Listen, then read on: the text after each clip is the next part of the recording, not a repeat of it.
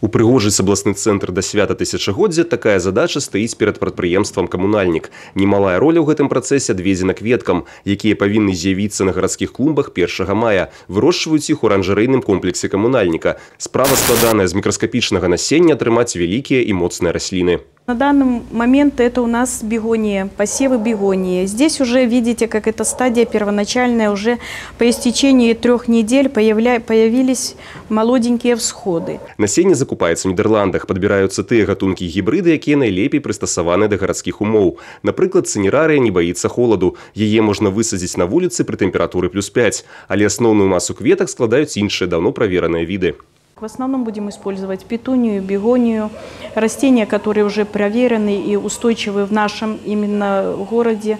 Петуния, она является одним из растений, которые относятся положительно к загазованности, они не реагируют на это.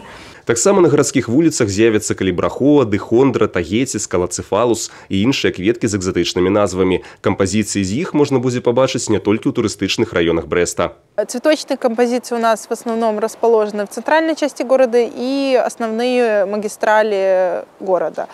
Но к тысячелетию мы хотим сделать цветочные композиции в микрорайонах, особенно в новых.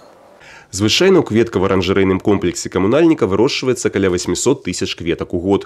Але ў сувязі з юбілейнымі урачыстасцямі сёлета іх каля 2 мільёнаў. І кветкавыя кампазіцыі будуць радаваць жыхароў і гасцей Брэста ажно да першых маразоў. Валентин Бойко, Александр Воронин, Василь Полхоўскі, тэлерадыёкампанія «Брэст».